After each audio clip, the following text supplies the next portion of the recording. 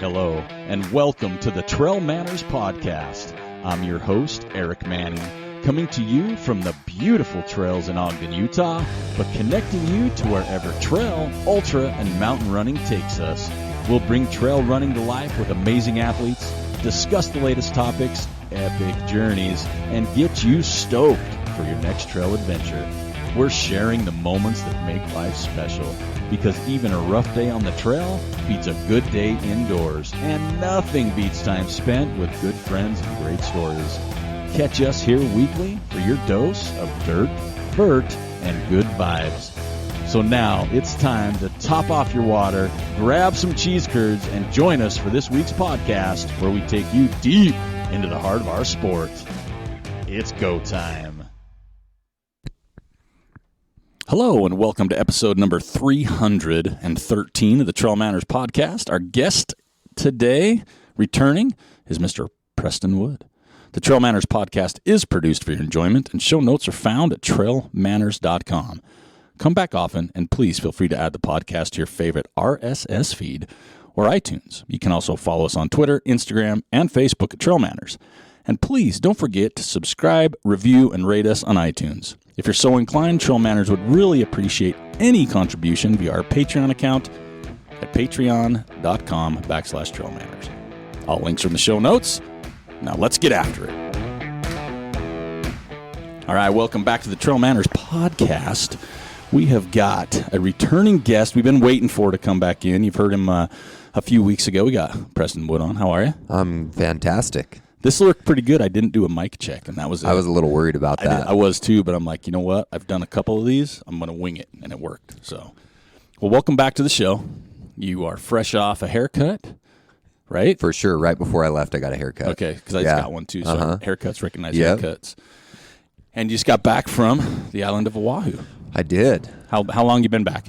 We got back on Thursday night. We got home about 9 o'clock. So I was a little hesitant to do a non-red-eye flight because the last time we did a red-eye on the way back, and I was worried about how that would affect the flow of life. But I actually think wasting the whole day traveling was actually better for the transition back. Yeah. So you guys flew out in the morning? Yeah. Okay. So we left Hawaii at like 7:45 in the morning, and then landed in Salt Lake at 7:30 at night. That's all right, though. Yeah.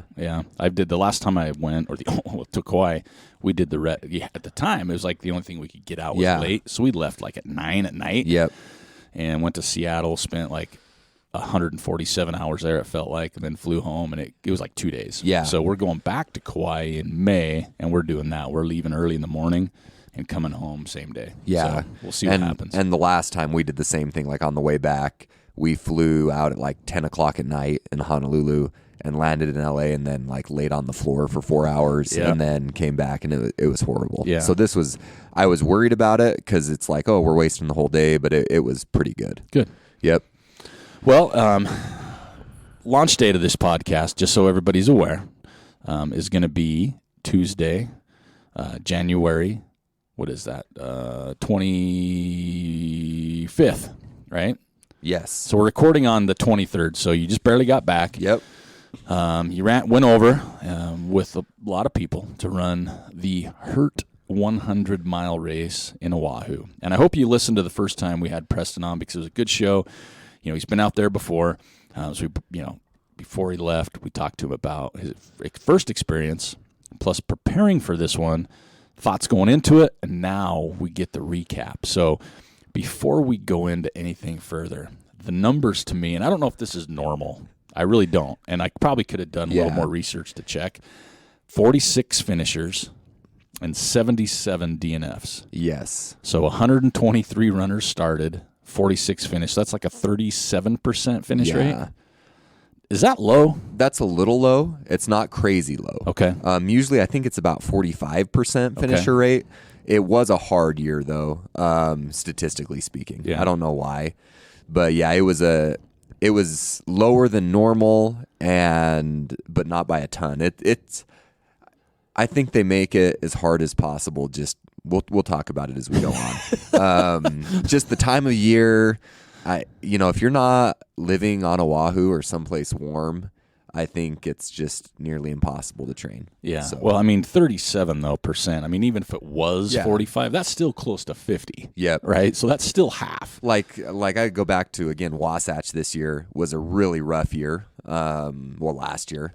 And I think it was still like a 65% finisher rate, and that was a bad year, you know, and like, but this is like 35%. Oh yeah, that's, I mean, kind of bad, but not that bad. Yeah, 37%. Yeah. So the women's side, there were 13 finishers and 16 DNF, so almost 50% of the women. Because they're tougher.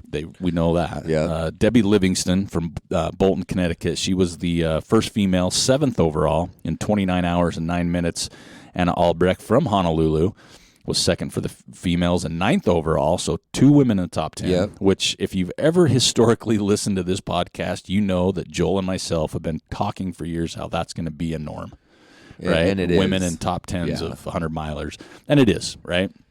Third was Mele DeMille from Waikolua, Hawaii in 29:42. On the men's side, Peter Mortimer from Flagstaff was 23:59:34, so just under 24 hours. Snuck it in. And we all know what sub 24, no matter what 100-miler at, it's just kind of like pretty special. Yeah. Not that I would know personally, but, you know. Second was Sergio Florian from Kauai, Hawaii, 25:30, and Corey Longsden was third. Omaha, Nebraska, 26:03. And we'll just skip down, but 6th place for the men was Ian Ferris here from Utah. 5th place. Yeah, you're right. 5th place. Yeah, 27:19. So he was 5th. Someone from Utah came and did was strong there. That guy's approach is just a little different. So we and him started together. We're good friends and ran the first 7.5 miles together. And his thing was he thought he could even split every lap. Oh, wow. And he basically did. Wow. So we were in like 50th place there at the first check-in, and then he just marched his way up through the field. He's a pretty good hiker. Yeah. So, yeah.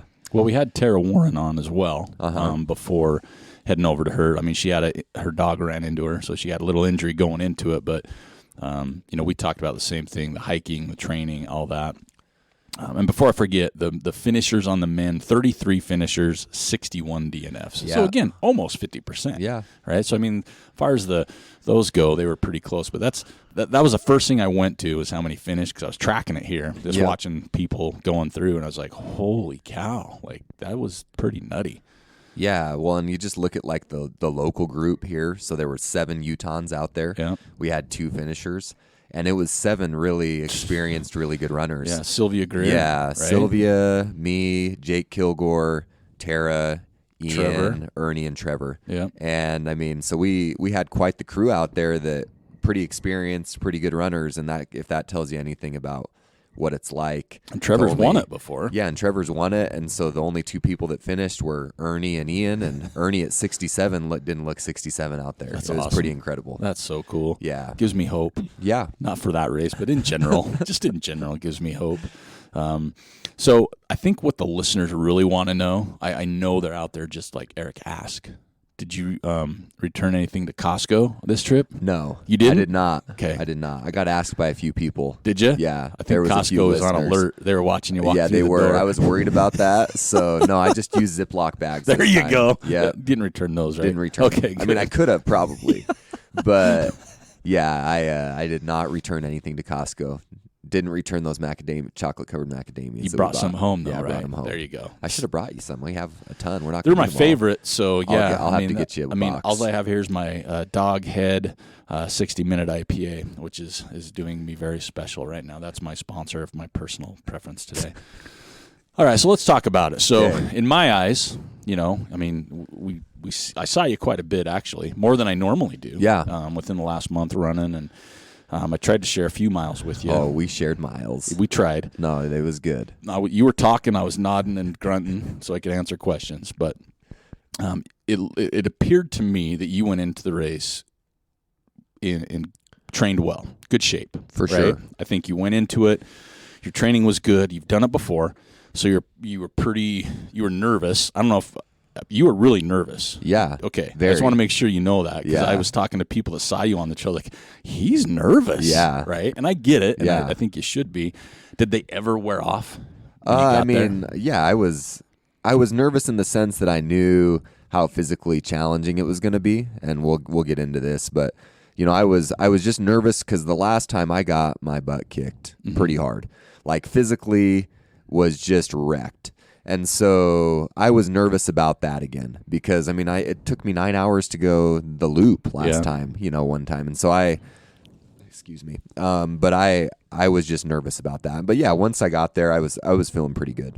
And so real quick, those that may not have heard the last show or as familiar with it, a loop on this race is about... They say 20 miles, and it runs like about 25, but it's probably shorter than that, but not by like much. 17, 18 potentially. Yeah, well. it's probably like, so my watch, I turned on the Supermax good GPS setting, and it got every loop right at 18.6. Okay. Well, so close. Yeah. But realistically, if somebody wants to say it's 20 miles, it's pretty dang close. You're not going to argue because how you feel. Right? You feel like it's maybe even a 50K. I don't know. When they say it's a 20-mile loop, you're like, I wish. Yeah. And so, 20-mile loop 5 times. And it's not really a loop. It's a series of sections that you double back on. So, like, you go up one climb, then you go down to the aid station, and then you turn around and go right back up the way you came. Then you go down to the next aid station, and then you turn around and go right back to where you came from. And so you're just doing the same sections over and over. And it's the same loop. Same direction, if you will, yes. Every time. Every so you go time. around it five times. 5 times, but So, it's the same thing. It doesn't change. Yeah, right? and multiple sections you're going over 10 times. Okay. Wow. Like, several sections you're doing 10 times. Yeah. So let me ask you this, because I heard it happened. People taking wrong turns. Yes. How, it's easy to say when you're not there, right? But when you're there, how would that be if you've done the loop and it's out and backs? Is it just like mental fatigue? Yeah, for me it was just total trails? It was total mental fatigue. Like where I missed the turn, so we can get into that a little later, but where I missed the turn, it was just a total mental lapse. Like, I just missed it. Like, it's not because it wasn't marked. Like, when I got into the aid station, I told them I missed a turn. They're like, well, were the markings there? And I was like, pretty sure they were there. Yeah, well, I didn't see it. But, yeah, but and we can talk about that more in detail. But yeah, you just get mental fatigue, and you can't really look up ever at the race. It's something we talked about last time. You're just always looking down at your feet, and at the time, I was kind of trying to talk myself out of a dark spot. I was actually on the phone with my wife, trying to talk my way out of it. Tell you about talking and running. Yeah, it's like texting and driving. Yeah, it's dangerous. It's very dangerous. I didn't fall though. That's good. Yeah, that's good. All right, well, let's go through it then. You get there. You got there early, a few days early. Yeah, we flew out on the Thursday, which, in a non-COVID situation, I think is the best situation. We started to worry our flight was going to get canceled. Yeah. Luckily, we didn't have any issues with that. A few others did, but yeah, we were fine there. Got in Thursday, and then there was no pre-race meeting this year because of COVID. And so we did just a drive-through packet pickup, which was actually pretty slick. Yeah. On Friday, and then woke up and ran on Saturday. What time the race start? Starts at 6 a.m. Hawaii time, so 9 you're a.m. only here. You're only a day out, so you're still not on Hawaii time, even though the clocks are there. Your body, so you probably were up even earlier than normal. Yeah. My body felt like it was later, right? Mm-hmm. So like that 9 a.m. felt like, or that 6 a.m. felt like 9 a.m. Yeah. So it's kind of nice. Yeah. So you get to the start. Yeah. You see your peeps. Yeah, get to the start, find Ian, find Ernie, find Trevor, talk to Sylvia. Didn't see Tara or Jake before the race. Obviously, you see everybody during the race. Yeah.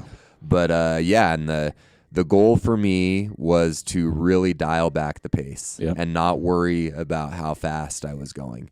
And so Ian and I have done this at several hundreds, and usually if I stick with him for the first stretch, it puts me in a pretty good place.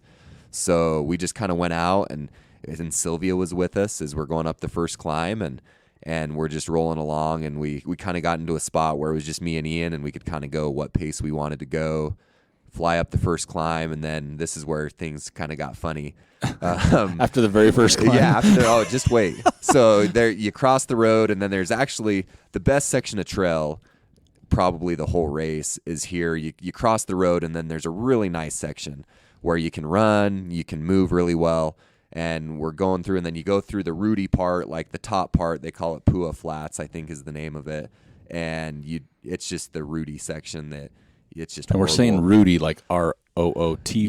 Yeah. Like Rudy. No, Rudy, not like from Rudy Notre Gobert. Dame. Yeah, or Rudy Gobert from Utah. Or But even Rudy from Notre Dame. From that Rudy. guy. Yeah. So Rudy. Yeah, Ruti.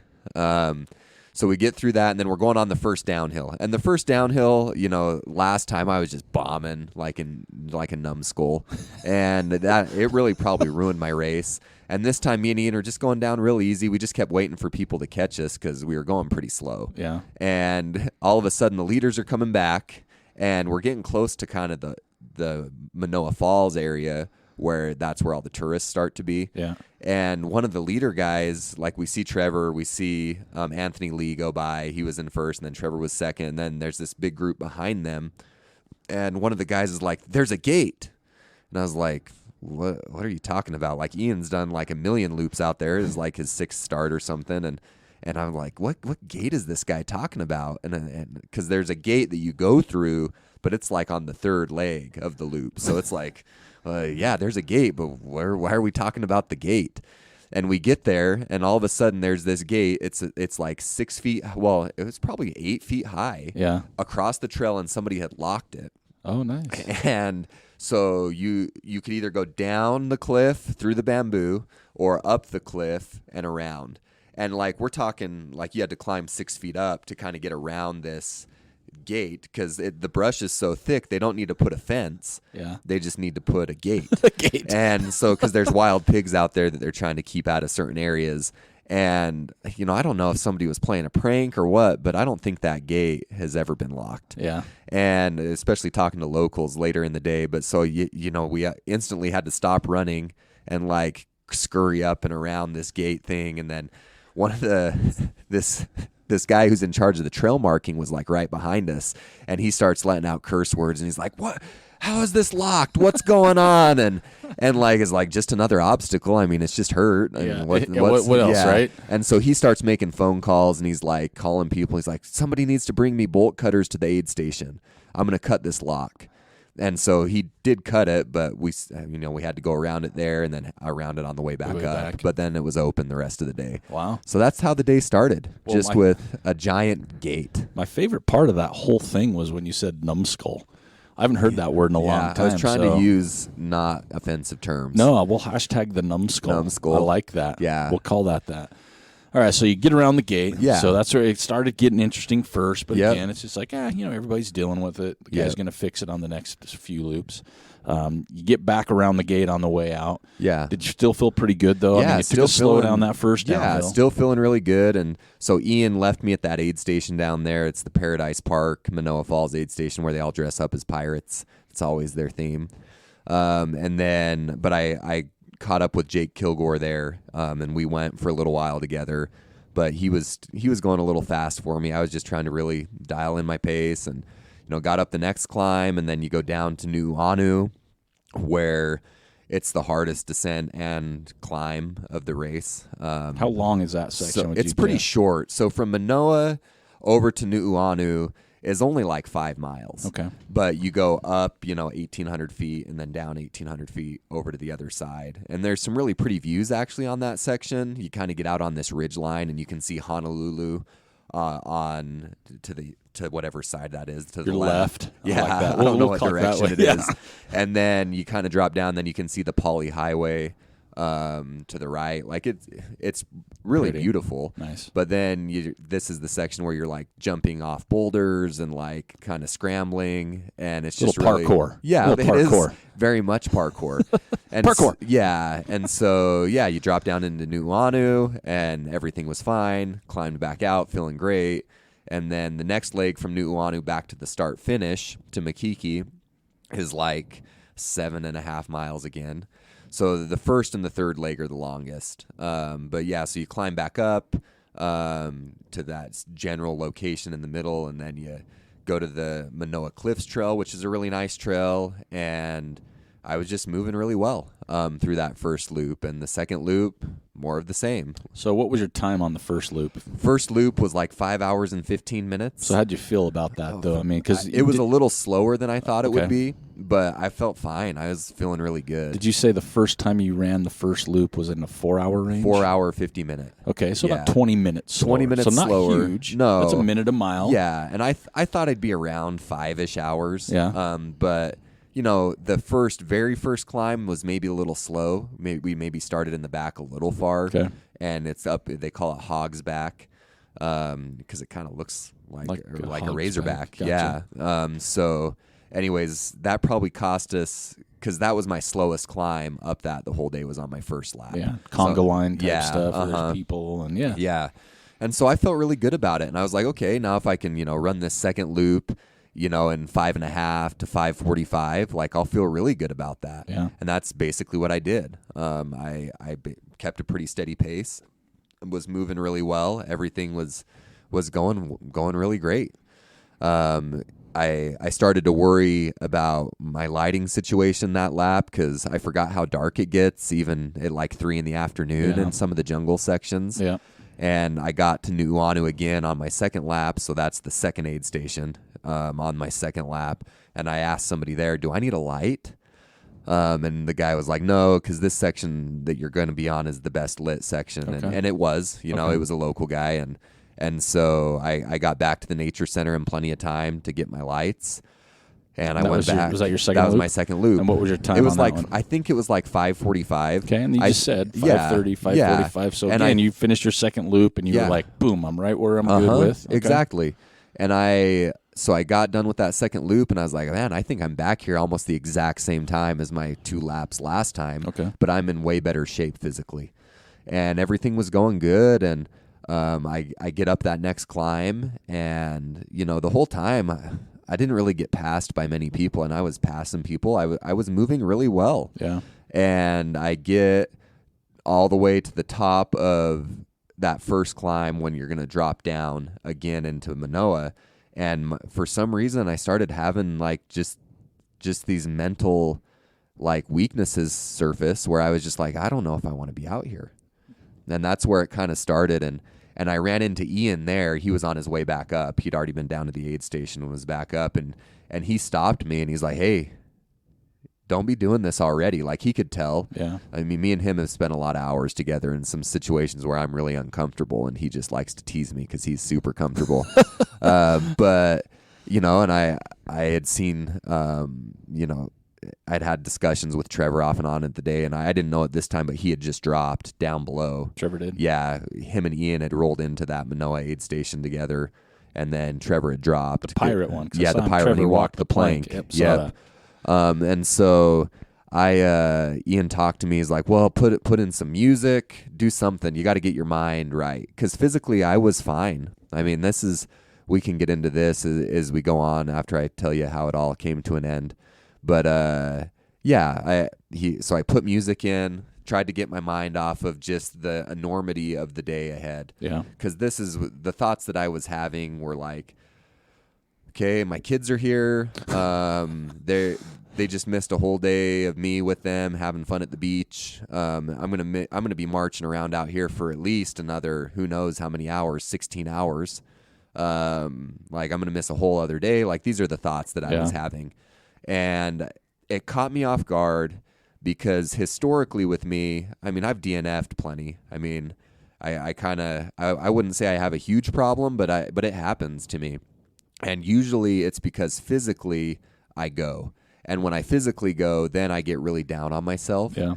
And so this one it caught me off guard because I was physically fine. Yeah. Like, I was doing everything how I had thought I would do it. I felt really strong. I'd had a few small issues, but I had resolved them all. Like, things were going well physically. Nutrition-wise, everything was going down really easier and better than I thought. Like, things were going well, and then these thoughts started creeping in my mind, and it just wore on me. And then I put the music in, and I got into Manoa feeling really good again. Okay. Like, I was moving well. I mean, I was still running stuff where people were having a tough time running. So people want to know music. What are you listening to? Oh, so Come on. This is where I made a mistake. I didn't have a playlist ready. but like we've talked about this before. I'm a big like 90s hip hop guy. Nice. Like big time. So I just put on whatever I had downloaded, and cuz I didn't want to turn my cell phone on to waste battery. And so like there was some weird stuff coming on. Give me a couple songs. Well, I mean, just some oldies stuff. I can't even really remember some of it. I have some weird like EDM, like electronic dance music on there that I don't know why I got into that for a little while, but that was the stuff that was coming on, and I was like, man, I really wish that this was like Snoop Dogg right now, because that would get my mind off of it. But yeah, I did have some good stuff come on. Like there was some Wu-Tang Clan that came on that got my spirits up. But I wish nothing like Wu-Tang to lift the spirits, man. Hey, it is, right? No, you have to protect your neck. But sorry, that stuff gets my mind off. That's of things, all right. though. If I would have had a playlist, I would have been much better prepared. But I so didn't. what? So then tell me that. What would a playlist consist of? A playlist would have consisted of one? like a legit playlist would have consisted of like Run the Jewels, Wu-Tang Clan, Tribe Called Quest, Snoop, Dre, like. Yeah, that sort of stuff. I like it. Yeah. I like it. Listeners are typing their phones right now trying to find some of that. I mean, really, like, there's this radio station I listen to on Apple Music called Bars, where it's just with an S. Oh, dang it. And so it's like real rap, real hip hop, where it's not just like radio stuff where they're actually rhyming, and that's the stuff I like. They're not rhyming. Yeah, well, they are rhyming. Like they actually flow. They're like lyrical gangsters, like Preston. Nas, right? Like if people know who Nas. People are probably listening like they've never even heard of any of these people, and I'm just like talking about Nas, and like Nas just dropped a new album, even though it's 2022, and people are like, "Well, I thought he was popular in '91," and it's like, "Well, he was, still is, baby, still is longevity." Yeah, he had a really good album just dropped. It's all right. Anyways. So I started listening to the music, and it did help. Okay. Got in and out of Manoa, and again, like you can see people, and I'm seeing people that I'm gaining on. Like I'm gaining on people all day. I'm moving really well. I get back up the next climb, and I see Ian again because he's coming back up from Nu'uanu, and I'm coming back up from Manoa, and it's like it's hard to visualize. Just look at the map, and you'll understand what I'm meaning here. But you're just crossing people all day. Yeah, and. You know, it was on that climb where I saw Tara too. One of the first times I'd really talked to her, and you know, it's just the course is overwhelming. Yeah, we had a conversation about that there, and I maybe said a bad word, and she laughed at me, but because I don't think she'd ever heard me say a bad word. Hey, before. we were listening to some Wu-Tang. So yeah, I was listening to Wu-Tang. You never know what's coming out at that you're point. Right. Old Dirty Bastard was rolling, and so I just thought that was normal. You were in the mood. Yeah. Sorry, nobody gets this, but that's okay. No, there's a lot of people. You'd be surprised at the diversity of the listener and what they know. Generational as well. There we go. So you saw Tara. You were talking about the challenge of the course. challenge of the course, and you know, it's just overwhelming. Yeah. The course is, and I was ready for what that you part. Knew. Yep. But what I wasn't ready for was the mental game when I felt good, because that's never happened to me before. Like, what's going on here? Yeah, this is weird. And I've thought about this a lot since, and I've talked to about 1 million people. Anybody who will listen, I've talked to about it, and just trying to piece together what it was, and I think it just caught me off guard. You know, I was with Shane Martin this morning, and we went on a little jog, and you know, he described it as just kind of an overconfidence thing. Like, let's say you have a vice or something that you've really worked to overcome, and then you're like, oh, I've got this. Yeah. And then you slip up, and then all of a sudden you're just screwed again. Yeah. And it's kind of like that, where I've had these issues in the past, but I thought that I had overcome the part when physically things are going good, I'm fine. And then it came at me from a different angle mentally. But do you think that has to do with like a very specified training or thought process, right? Like you went into hurt going, okay, last time, yes, this is where I missed, right? And so that was your such like laser focus that we all know in life, but in trail or ultra running, there's these other factors. I mean, I talked about nutrition, there's weather, there's all these things. Yes. So do you think you were just so laser focused on solving a problem that maybe, and it's not to say these other ones aren't things you worked on, but they weren't in your head, like you weren't thinking about right? That is exactly what happened, because I got so beat up physically the last time because of how I paced, because of my lack of preparedness, that this time I was so prepared physically and had exactly what I wanted to feel like going into it. I had 0 time goals. I just was like, okay, this is how I'm going to approach this race so that I can finish. And physically, I did that. Yeah. But because of that, I probably left a blind spot for the mental preparedness part of what's it going to be like to not have crew? What's it going to be like to have my wife who loves to crew me not be able to, because you were only allowed, and this is a COVID rule. Yeah. You were only allowed one person. Yeah. And so with my kids, she couldn't. My kids are 7 and 5. We can't just say, "Hey, have fun at the beach, Go to the kids." Beach. Here's $10. Yeah. I mean, we could. Yeah. But who knows? I mean, come home as just you and your wife. Yeah, we would have lost our kids. Yeah. But so that wore it. Not having a crew, even though like I'm totally capable of doing it by myself. Just I wasn't ready for those things to bother me. And they did. And so, Ian again was really positive. I was feeling better the last time I saw him. And then I started to go down into Nu'uanu. And I was like, man, do I really want to be out here? And that's when I called Katie. Okay. And I was like, hey, I'm struggling here. Talk me through this. Because she'll do that with me when I'm, on a long run or something alone. And she'll just talk to me, and then I'll feel better. And then it's like, okay, thanks, hon. Bye. And got what I needed. See you later. Exactly. And she's so supportive, and it probably hurt her to not be able to crew as much as it hurt me. Yeah. Because she really likes it. I'm really lucky that way, that she enjoys the scene as much as I do.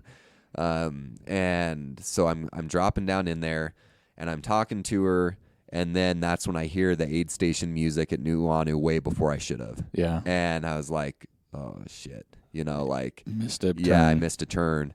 But I was already at the aid station, and I was like, okay, I know what the rules are. We know what the rules are, right? You miss a turn, the rules are you go back to where you missed the turn, and then you get on course and do it the right way. But I was like, okay, I'm just going to go in here and tell them what happened and see what they say. Maybe they'll let me do 2 out max on the next week. Yeah, I was just like, I don't know. And so I get in there, and first off, they were kind of shocked that I told them what had happened and was just so blunt about it. Yeah. And they're like, well, the aid station captain was like, well, you know what you've got to do? You got to go back. And I was like, well, how far is it? And nobody really knew how far it was. Backwards. Because they didn't really understand where I'd because that section, there's like several trails you could take. It's actually, last time I didn't even realize how many options there were. Because I was just so focused on the physical beating I was taking. So the turn you missed, I'm going to go back to that. Yeah. You missed a turn. If you would have went on that turn, would you have gotten to another aid station or to another checkpoint? No. So nobody would have known. If you would have rolled into that aid station, and they would have not known the better. And GPS is so sketchy, like somebody would have just thought that it was like a bad GPS log. I could have totally cheated, but that's just then what would I feel like a cheater? And the reason I bring that up is because, again, this is our sport, right? It's like there's a place to it. You're only cheating yourself. Exactly. Right? Because you could have done that, finished the race, and I guarantee nobody would have known. No, nobody. Maybe one runner. Right? Yeah. Maybe. Right? But I appreciate you saying that, and that's why I wanted to talk to you about that, because I appreciate that. Because this, to me, is what this sport's about. And I hate to say it, but I'm not going to say that. I hate to say it, but I wouldn't be surprised if at some point that happened where they didn't tell on themselves. Because, again, you've got so much invested in this trip. Yeah. The whole trip, as a family and everything, that it would be really easy to say, whew, that was a quicker section, and you missed a few miles. Right? And really, that's where it was killing me is, so I get into the aid station, and, like, Jake Kilgore's there, so I'd caught back up to Jake, and, he knew I was right on his tail. Yeah. Like, he knew he wasn't very far ahead of me. And, like, so these are the people right around me. They wouldn't have even known. Yeah. And, like, but I'm not that guy. No. I'm not but out I appreciate that. And anybody listening to this podcast, this is what the sport's about. And this is what we're going to be talking about even in future episodes is the sport, right? It's changing a lot every day, every year. And I'm not saying for the good or the bad. I'm just saying it's changing. But this is like old school to me. This is really old school to me because not saying it's somebody would purposely do it now, but I mean, this is why I love this sport. There's so much of it that is on your honor. Like you look at a 100-mile course and it'd be super easy to do all kinds of stuff. It hurt. Like it'd be super easy. Like there's several spots where if you knew where you were at. Yeah. No, I appreciate that. So anyway, I'll let you keep going, but I wanted to bring that to attention because that's awesome to me. Yeah. It gave me goosebumps because I can't imagine what the thought process had to be. But knowing you, there wasn't any. No, there was only one quick boom, bluntness. No, and Tara missed a turn too in a spot where, like, she took away that I saw the turn multiple times, and I actually know now, like, because there was actually a family hiking that section. Yeah. Like, and then I went the section of the race, and like they hiked it very slowly, faster than I went up and around. And, like, she almost got all the way there and then turned back. And, like, same thing, right? You just don't even think about it. Yeah. You just do what the rules are. But anyways, I went in there because I was kind of out of it. Like, oh, hey, I missed the turn. Trying to explain to him. And I was like, let me sit down here for a minute before I go back. Because at this point, I still wasn't totally resolved that I was going to stop. Mm-hmm. And then I'd only been there for a few minutes. And then people who I had put time on were coming into the aid station. And I was like, this is stupid. Like, these are people that I had put like 15 or 20 minutes on. So like, I didn't even really cut the course. Yeah. And I'm like playing all these mind games. And I'm like, no, but I got to go back. So I start back down and there's a stream crossing it's a river if you're in Utah. It's a stream if you're in Hawaii. And so I start to go back down to the stream crossing to backtrack. And that's when I was just like, I just don't want to do this right now. And I went back up and I dropped. Yeah, mileage-wise, it's 52 on the course. By the official race markings. So about half. Just a little over halfway. It seemed like a lot of people when I was looking at the the drop rate. A lot of people dropped there at mile 50. Yeah, there or back at the nature center. And this is now that we've gotten to where I dropped and that it was just a total mental collapse on my part. We talked about the blind spots and. I've done a lot of thinking about like what could I have done to eliminate some of those. Mm-hmm. And I think having the kids there was hard. Yeah. Trevor mentioned the same thing to me. Like it was the first time he'd had his kids there. Yeah. It's a bigger distraction than you think. Yeah. So kudos to the people that take their kids there and are just tough because it was a distraction. I wish I would have had a pacer lined up. I know that I probably could have coaxed somebody into pacing me, a local. Yeah. But it's just better to just have somebody you can trust. So I think having somebody to just get my mind off of the monotony of it, because that's where you get in the trouble. Where I got into trouble at this is knowing how many more times you have to keep doing things, and it never gets easier. Yep.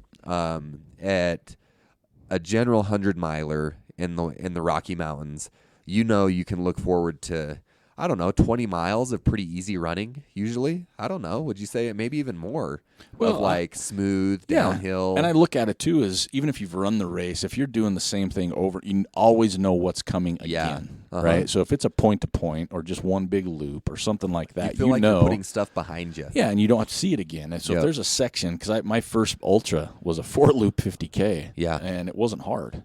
But I remember how hard it was mentally, right? Like I knew there was one, what probably is just a hill now, but back in the day I felt like it was a climb. Straight up, yeah.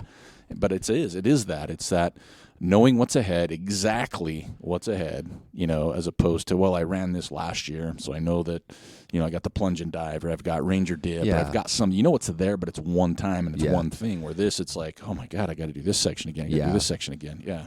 And so, as I reflect on it, next time I go out, I'm going to have to just eliminate a lot of distractions. I don't know if we'll make a family trip out of it. That doesn't make Katie super pumped because the kids had a blast. I mean, we had a great trip in Hawaii. Kids didn't miss Dad. They didn't miss you got me. back and did you win? They were pretty confused in the morning, and they didn't care, obviously. Yeah. Because nobody really cares as much as we do. No. But anyways, she said, well, maybe we just come out after, so that we're not there to distract. And, because part of the issue too was just not being able to see them. Maybe if they had been able to come by, it wouldn't have even been an issue. Could have been a pick-me-up. Yeah, it could have been. Yeah. And so I've just played it in my mind over and over, but what it comes down to is I've just got to figure out a way to get past these mental barriers that I put up for myself. And one of those barriers historically for me has always been I have pretty lofty goals and expectations. Mm-hmm. And this race I didn't. I just wanted to finish. And so that, again, I just wasn't ready for things that I had thought I moved on from to come back in a different way. And so I've just got to mentally be prepared every race and just know that if I don't just put my head down and keep moving, that mentally I'm gonna cave, because that's where I get weak. Well, I think too, this ultra running, and I'll say ultra, not in trail running. I'll say it's the long game. Yeah. Right. Because you don't ever just go nail it right away. No. Right? And if you do have that race that just everything falls into place, that's one time. Yeah. So it's always about going, doing, and taking something away. Whether you go back and do the same race or you go back to it or go to another race, it's like you mentioned, you were so laser focused on the physical side. Yeah. Right. So now you could say, okay, I know the physical side. I know what I got to do there. Right. And now it's like, okay, but there's this other section that maybe I need to tweak or work on, or maybe put more thought into. Maybe while it's on your run, you're thinking about that part of it. So I think, when we do these races, when we do these events, there's just a long game. I mean, how many people have tried to go out and do like the rim to rim FKT? Yeah. Lots of people, right? And they learn something every single time, but they rarely nail it.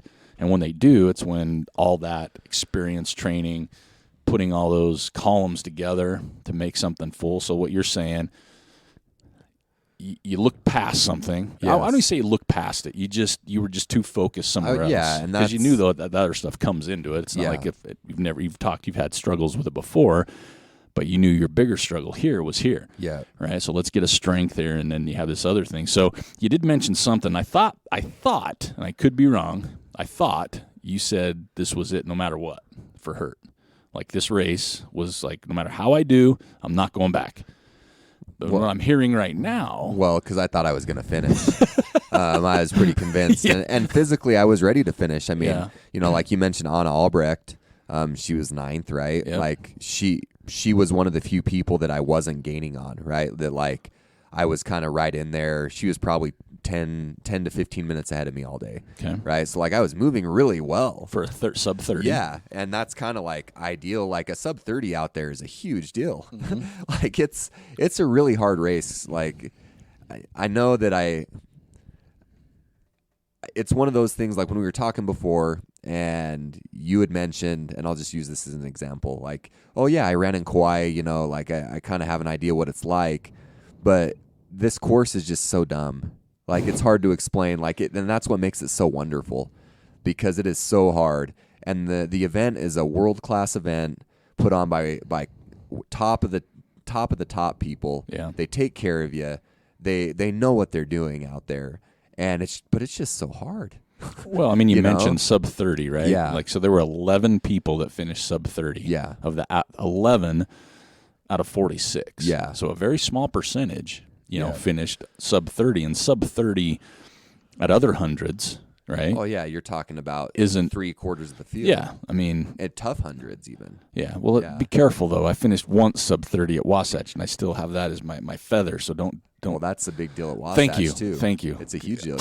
Your Wasatch time's better than mine, isn't it? I doubt it. I think it is. I doubt it. That was back in the day. Yeah. That was when it was a crazy. You were cooking.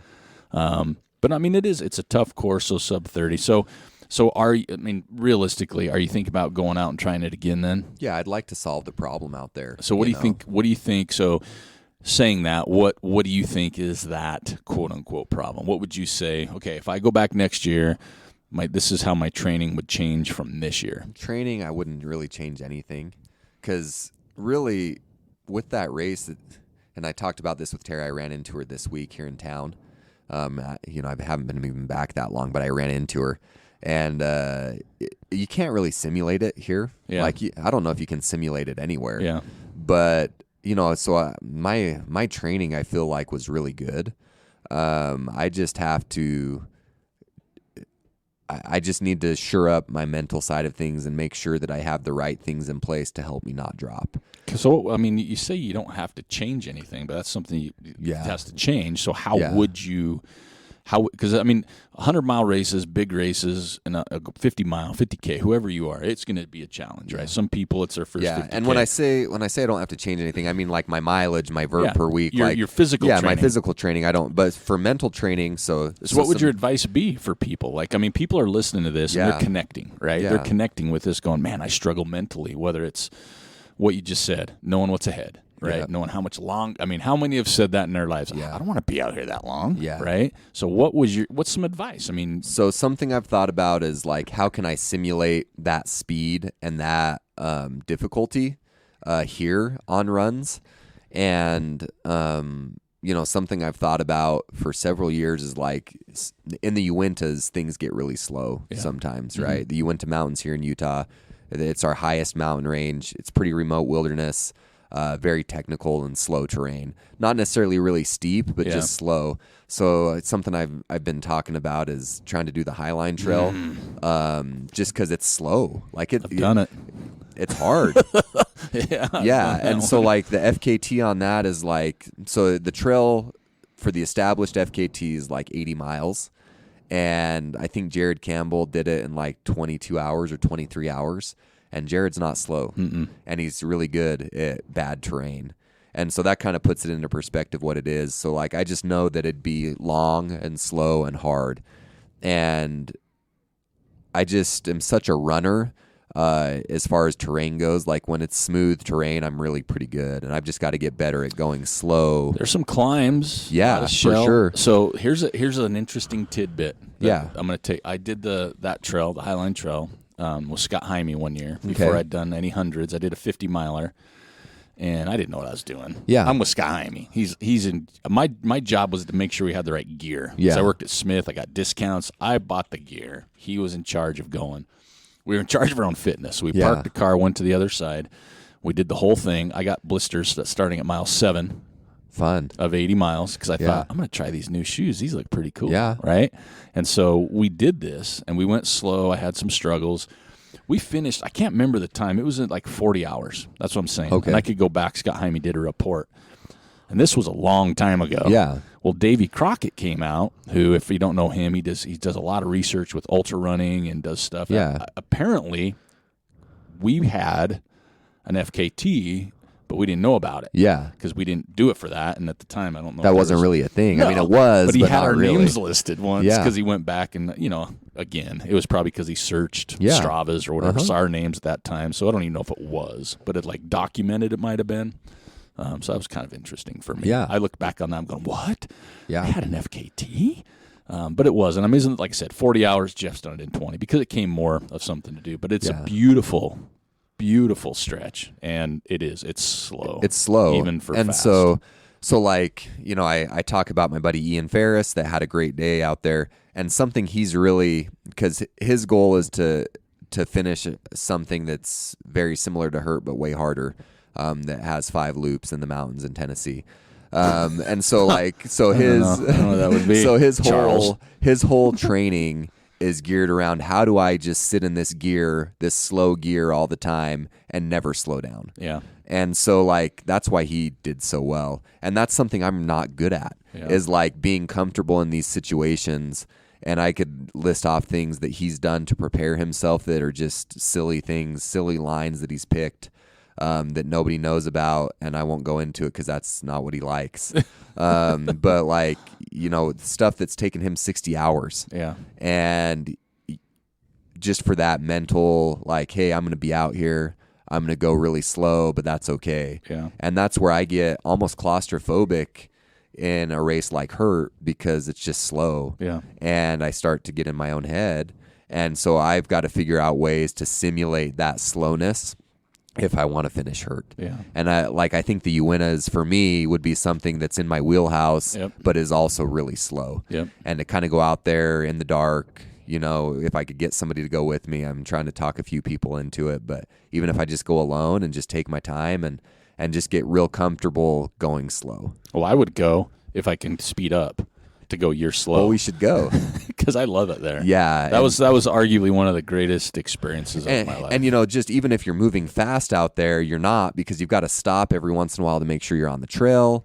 It's not really clearly marked, water all the time. You're filtering it. Yeah, and you're carrying all your food for the whole time. Yep. Like, there's all sorts of things that make you slow down, and weather. Yeah. We got caught in a nasty storm. And you just have to hunker down and wait for it to blow There's over. a great photo of me laying in my rain gear on the ground, and Scott Jaime took a picture of me, and if you could read my face, I was nasty. Yeah. And so I really think an effort like that would just do wonders for me. And the other thing that's easier in a way about that is once you're out there, you're out there. Oh, because there's no bailing. Yeah, that's where we were at. We had a cart to out. start and a cart to finish. You had to get one way. Then there's no way to hike out of there. I mean, you're still 15 miles away if you want to try to hike out from and call some somebody. Drainage. Yeah. Yep. And so just not having the option to get out of there except move forward. So those are things I've thought about, like how do I train my mental game? And I think, again, part of it's just continuing to race hundreds and continuing to run up against that and figure out how to push through. Well, what's next then? What's next? What do you got?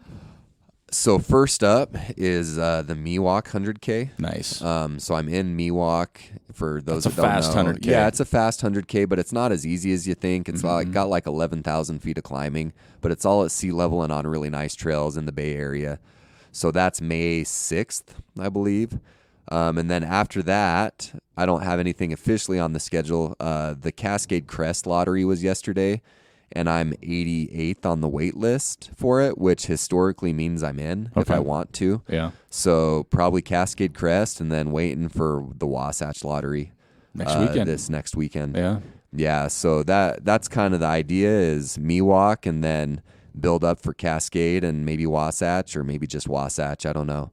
What's the date of Cascade? I thought that they moved it up. So because 2 of the last 4 years they've had to change the course because of fires. Fires, okay. And so historically it had been at like the last weekend of August, and then now this year it's the 24th of July weekend. All right, I was going to say Cascade and Wasatch. Yeah, that would be almost a back-to-back. Yeah, so it's like 6 weeks between now. Okay. Yeah. Okay. So that's kind of what I'm looking at. And then is your name going to end up in the Hurt Lottery again? Yeah, it will. But I don't know if I'll draw out. When is the Hurt Lottery open? Do you know August. Yet? August? Yeah. So you're going to put in again. Yeah, I'll put in again. So differently this year, you would go out by yourself and fly your family over the day of the race or the day after the race? Probably after. Yeah. And maybe I just don't even fly them out, and I just go out on a Thursday and drag somebody's butt out there with me. If you want to come, Eric, Well, I'll wait for the invite. Yeah, you can just talk to me all night and keep my mind off I'll bring my mobile podcast studio. We could just do a podcast on the trail. Yeah, 100 miles. Yeah, you'd be like, Eric, come on, man. You'd get the Preston that only a few people have seen. The Wu-Tang Preston. Yeah, when the language starts flying and I get a little grumpy and. We all get there. Yeah, there was some good times at Wasatch this year. You should ask Seth Waddups about. I have. Okay. We've had a couple words. Yeah, Seth can tell you about when Preston got really pissed off about The Weeknd, the musician, as somebody was playing it loudly. Don't do that, people. I got really angry. I don't like that. When I'm in a race and someone's got the external speaker. Save Some Tears for Another Day was playing as I was sitting on the trail in the torture chamber, and I was Are like... you sure someone was playing it and it wasn't in your head? It happened. At least Seth's never told me it didn't happen. He's going along with you. Yeah. He still wants to be your friend. He's not going to tell you anything. He's not going to tell me it was a hallucination. That's funny. Those runners didn't exist that ran by. So, Hurt 100, 2023, we're going to have a playlist ready. Yep. And we're going to be focused on other areas. Yes, not just a singular focus. We've got to have multiple areas of focus and pillars in training. So let me ask last question before we go, because I'm always interested in this because I've made a huge change, I'll say huge, a big change. But what was your nutrition on the course? You said your nutrition was dialed in. Yeah. I'm always interested, especially in 50 miles, that realm, and obviously more. Yep. What was your nutrition? So I used gnarly Fuel 2.0. Okay. Which flavor? So during the day, lemon lime. Okay. And then I had cherry cola at night because cherry cola has caffeine. Yep. And so I was doing at least one of those between aid stations. Okay. So sometimes that was a couple hours. Sometimes that was just 90 minutes. Did you have water as well? Yeah, water as well. So 1 bottle of water, 1 bottle of the gnarly, because you got to drink a lot out there because you're sweating like crazy. And I always have water. Yeah. I don't care. I have to have some of that. Just blip. And then I was alternating like just goo and spring gels. Okay, what flavors? So spring gels, I was using the awesome sauce, and then the non-caffeinated speed nut during the day. And then with the goo, I was using like birthday cake, and I think, what was the other one? It was like a s'mores one, maybe. Could have been. Yeah. S'mores. Yeah. So those were the ones during the day, and then at night I had speed nut with caffeine, and I had, and then I just had like the naked goo. Has anybody ever had that? The nude, Simply Nude. It's just like the flavor. Yeah, I thought you were talking a new brand. No, I'm like, what? No. All right, yeah. Simply Nude, I think it's called. Yep. And then I had another like a chocolate outrage or something. What's the awesome sauce flavor? That's applesauce. Oh, okay. Yeah. Okay, I've had that one. It's good. I like the mango one the best. Yeah, still. I like the mango one too, but it has a lot of caffeine in it, so I try to hold off a bit. But I do that one because I've switched. Yeah. I do a lot of gnarly. Yeah. Yeah, I've been playing for a while, and hopefully we've got a show coming up to discuss that specifically. But one of our when we did our because Preston helped with the Christmas guide, and we didn't do a ton in nutrition. Yeah. And there's a reason. We'll have those reasons later with some podcasts. But historically, I've played around with different things, and I'm a lot of scratch. Yeah. Right? I still do like that. But then I've definitely picked up a lot of gnarly product. Yeah. I've done the greens. I've done the creatine, the BCAAs, the pre-workout, and the Fuel 2.0. Yeah, the Fuel 2.0, like my energy levels, that stuff works really well. Yeah. And it goes down smooth. The flavor gets a little strong at times. Yes, it does. But it's just such a good energy source that your body still kind of craves it, even if the flavor's strong. So what I've done is because you fill your bottle Yeah. full of water with that, and it's a strong flavor. Like some are pretty bland. Yeah. Not gnarly, but the gnarly is pretty strong. I take a pretty hard hit, and then I top it again with water. Oh, so that's that a good dilutes idea. it more for the Yeah. rest. So I take a hard hit, like very hard, and then I rinse with water so it doesn't have all the taste, and then I top it off with water, and it absolutely it dilutes the flavor, but you're still taking the exact amount of stuff. Yeah. So I've been doing that with that. And Yeah. I love it that way. Yeah, Seth, my buddy Seth Wadups is always like a tailwind guy, and he always does half. Yeah. Like whatever they say, he just does half because it gets too strong. But Yeah. I like that idea because I need the calories. Me too. And so just taking that big, maybe even like a quarter or a third of your flask of it and then topping it off, I like that because then you're staying extra hydrated too. Yep. And that's why I have that alternating with water. But I do that because calories are a key for me. Electrolytes obviously, but everything's got electrolytes anymore drink-wise, but it's the calorie component that I've really tried to there's a lot of reallys there. Really. But I'm trying to like dial in better because goos get to me after a while, and I found if I can get it through the liquid source like that, it doesn't hit me as hard. Yeah. I think for me, again, everybody's different. It digests better, but when I've got those thick, heavy gels, sometimes I just feel like it takes forever. Yeah. To really get out of there. I did eat quite a bit of real food too. It hurt, and I felt like that was helping. Yeah, because my body was running through stuff. Like you can tell when your stomach gets jumbled and it's not working through the calories, so then you have to back off. But like I did tons of potatoes and rice balls. They had a lot of rice balls out there, and that was super helpful, energy wise. Again, I was fine. Well, and I think it's different, and this is why I like to, when we talk about these things, and, we won't elaborate too much because we have some shows coming up, but on the nutrition side, don't get so laser focused on your nutrition that you don't take into account the course. Yeah. Right? Because you're going to fuel differently for hurt than you will for Miwok. For sure. Miwok, you're running. Yeah, and my heart rate's going to be elevated, and I'm going to be burning. Anytime you're hiking or that, real food. Take in real food. You can take real easy. food. So that's why I do in races. If I know there's a climb coming, I real food it and hit the climb because you're letting it in your belly, you're letting it digest. But if I'm going downhill or flat, you're just gonna get it all jumbled up. Yeah, you're gonna have a fish bowl. You're gonna have stuff moving around, and, you know, that type of thing. So that's interesting. I like nutrition's going to be a big topic of the TrailManners podcast this year because I think we're faced with so many options now. Yeah, there are tons. Not just with nutrition for running, you know, the products and the companies, but also just your daily nutrition, right? Or your training nutrition, because everybody reads about what everybody's doing. And, you know, I'm not a pro, but I know as well that not something works for everybody. Yeah. There's not one thing. It's not one magical pill you can take to fix. It's got to be this, you know, what works for me on my, you know, what I'm capable of eating, digesting, running, heat, all those things. So we'll cover that. But I was curious about that when you say you were so strong and felt so good, because nutrition is, I know, one thing that can derail a race quicker than anything. Yeah. So, well, right on, Preston. It's so great to have you on the show. Thanks for having me on. Thanks for listening to me, everybody. Work through my mental issues there, but this sport's really hard. It is. And I think sometimes we get numb to that because it's what we do, so many of us, and it's just good to take a step back and realize that you need to give each race the proper respect. Well, and I think it's that, but I think what you've hit so hard is you always hear and you always read and always see about training programs. Yeah. Right? Like running. Yeah. And that's very specific to the physical side, right? And like you said, you can be 100% dialed in physically, best shape of my life, I feel great, but there's these other aspects, whether it's nutrition, the mental game plays such a part both ways. Yeah. It can pull you out of a hole, but it also can put you in a hole. So I think that's one of the things you mentioned is like this sport is a challenge. You know, we do focus so much on miles and vert and time and, you know, speed work and, you know, all these things that we don't, I think we need to at times, I'm not saying that we don't, but I think in general, everything else is second. Yeah. Right. But we all know when you're in a race, they all are just as important, right? It's not like one's more important than the other.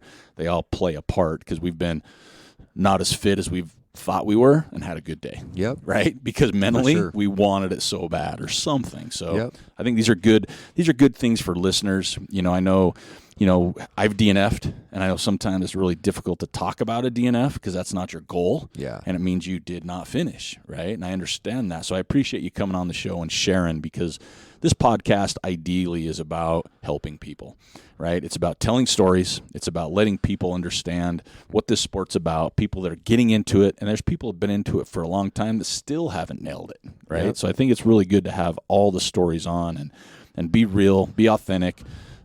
Still gave me goosebumps when you talked about why you DNF'd. When it would have been super simple for you just to go into the aid station and go, man, that was a tough section, right? You get ready for the next one. And, you know, my heart says people don't do that. But to hear that someone like yourself, that just makes me feel like, all right, we're still in a good place. People are still good. And that's what it's all about. So thanks again for coming on the show. I'm sure we'll have you on again. I know that. But thanks. Yeah, thanks for having me. Thanks for being real with us and telling us what's going on. Yeah, I think it's hard sometimes to be vulnerable and just say, hey, I mentally gave in. But I thanks for letting me come on and talk about it more. All my friends have already listened to me a bunch, so I'll just keep talking about it. Anybody out there wants to talk to me about it, I'll keep talking. There we go. Thank you. Well, sharp haircut.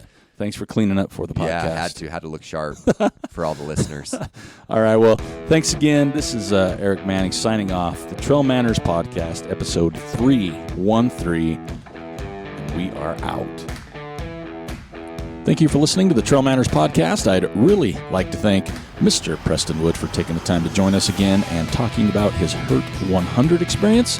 I also want to encourage everybody to follow us on Instagram, Twitter, and Facebook at TrailManners, or swing by the website, TrailManners.com. There you can check out the store page, or you can hit us up on the contact page. Let us know what you want to see, who you want to hear, or if you would like to be on the show.